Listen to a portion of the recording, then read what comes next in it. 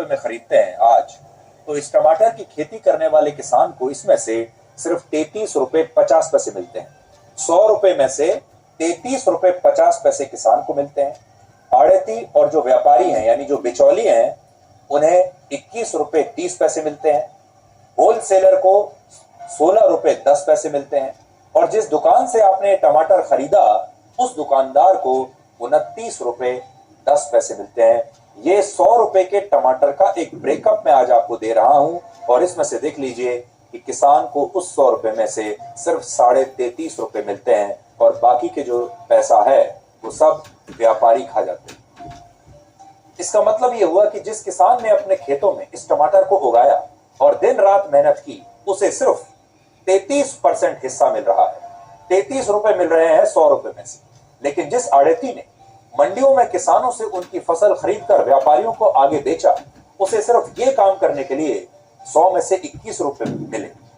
और जबकि आपके इलाके में दुकानों पर इस टमाटर को बेचने वाले दुकानदार को इसी टमाटर से 29 रुपए का फायदा हुआ। और हम आज यहाँ ये नहीं कहना चाहते कि फायदा बाकी के लोगों को नहीं होना चाहिए। किसान मेहनत करता है, आड़ती भी मेहनत करता है, व्यापारी भी मेहनत करता है और दुकानदार भी मेहनत करता है। आड़ती उसे आगे बेचता है, व्यापारी उसे एक जगह से दूसरी जगह, उसका ट्रांसपोर्टेशन का भी खर्चा आता है, उसके स्टोरेज का भी खर्चा आता है। दुकानदार जब उसे खरीद कर लाता है, अपनी दुकान में रखता है, उसका भी खर्चा आता है और इन सब ने अपनी मेहनत भी की है। हम यहाँ ये बिल्कुल नहीं कह रहे कि व्यापारी को फायदा नहीं होना चाहिए, मुनाफा नहीं होना चाहिए, आड़ती को नहीं होना चाहिए या दुकानदार को नहीं होना चाहिए, होना चाहिए। लेकिन क्या आपको लगता है कि किसान का हिस्सा सिर्फ 33% का बचता है? किसान जब ये सब्जियां उगाता है, ये आपके लिए फल उगाता है, बाकी की चीजें, खाने की चीजें आपके लिए उगाता है, क्या उसका जो हिस्सा है वो ज्यादा नहीं होना चाहिए? प्याज की खेती करने वाले किसानों को इसके अंतिम मूल्य का सिर्फ 36.1% हिस्सा मिलता है। टमाटर तो मैंने बता दिया, अब प्याज देख लीजिए। प्याज में 36% हिस्सा किसानों को मिलता है, आड़तियों को 17.5%, होलसेलर को 15% और खुदरा व्यापारी को 31.3% हिस्सा मिलता है। और यही कहानी आलू की भी है। आलू की खेती करने वाले किसानों को इसके अंतिम मूल्य का 36.7%, आड़तियों को 16.2%, थोक व्यापारी को 16% और खुदरा व्यापारी को 31% हिस्सा मिलता है। और इससे आपको यह पता चलता है कि जो किसान इन फसलों के असली मालिक हैं, जिनके खून पसीने की मेहनत से ये फसलें उगाई जाती हैं, उन्हें इसका सबसे कम लाभ मिल रहा है, जबकि आड़ती और व्यापारी इन्हीं फसलों को बेचकर खूब पैसा कमा रहे हैं। और यहाँ बात सिर्फ आलू, प्याज और टमाटर की नहीं है, अलग अलग फलों में भी किसानों से ज्यादा लाभ आड़तियों को होता है और मंडियों में बैठे बड़े बड़े व्यापारियों को होता है। भारत के किसान जो फल दूसरे देशों में बेच रहे हैं, दूसरे देशों में भेज रहे हैं, उसमें भी किसानों के साथ अन्याय हो रहा है। उदाहरण के लिए भारत के किसान मंडियों में 1 किलोग्राम अंगूर 45 रुपए के हिसाब से बेचते हैं, तो नेदरलैंड्स के पोर्ट पर पहुंचते पहुंचते ये 138 रुपए 50 पैसे के हो जाते हैं। और बाद में यूरोप के देशों में यही 1 किलो अंगूर दुकानों पर 256 रुपए में बिकते हैं।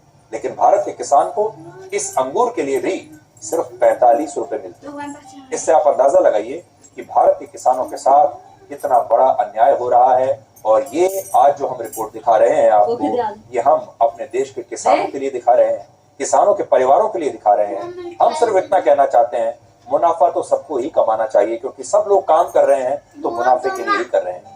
लेकिन इसमें सबसे बड़ा मुनाफा होना चाहिए किसानों का। कुछ वर्ष पहले तक जब एक किसान ने टीवी पर यह देखा कि आईपीएल के क्रिकेट के खिलाड़ियों की बोली लगाई जा रही है, खिलाड़ी करोड़ों रुपए में बिक रहे हैं, तो उस किसान ने कहा था कि काश किसानों की फसलों का भी कोई आईपीएल होता, तो फसलों को बेचकर आड़ती और व्यापारियों से ज्यादा किसान खुश हो जाते। लेकिन कड़वा सच यही है कि आज हमारे देश में किसान होना एक बड़ी सजा है और आड़ती और व्यापारी होना सबसे ज्यादा फायदेमंद है। RBI, reserve bank of India की इसी रिपोर्ट में यह भी लिखा है कि किसानों को उनकी फसलों का उचित दाम इसलिए भी नहीं मिलता क्योंकि उन्हें ये फसलें स्थानीय स्तर पर पहले आड़तियों को बेचनी होती हैं, बाद में यही फसलें सरकारी और दूसरी मंडियों के जरिए पहले होलसेलर के पास जाती हैं उसके बाद आपके आसपास की दुकानों पर पहुंचती हैं, जिससे किसानों को उनकी फसलों से ज्यादा लाभ नहीं होता, लेकिन आड़ती और व्यापारी इन फसलों से इस चेन में अच्छी खासी कमाई कर लेते हैं। और आपको याद होगा जब केंद्र सरकार वर्ष 2020 में 3 कृषि कानून लाई, तब इनमें यही प्रावधान था कि किसान आड़तियों और मंडियों से मुक्त हो जाएंगे और अपनी फसलों को अपने हिसाब से बाजारों में बेच पाएंगे या पहले से निर्धारित कीमतों पर अपनी फसलों की कॉन्ट्रैक्ट फार्मिंग कर पाएंगे, जिससे उनकी आमदनी बढ़ जाएगी। लेकिन उस समय पंजाब, हरियाणा और पश्चिमी उत्तर प्रदेश के आड़तियों के एक बहुत बड़े ग्रुप ने किसानों की मदद से इसका विरोध किया और इसके कारण ये तीनों कृषि कानून वापस हो गए।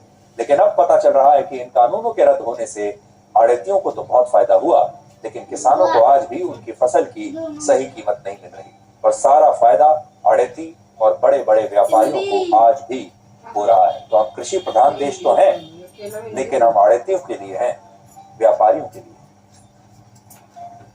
तो आज के लिए ब्लैक एंड व्हाइट में इतना ही।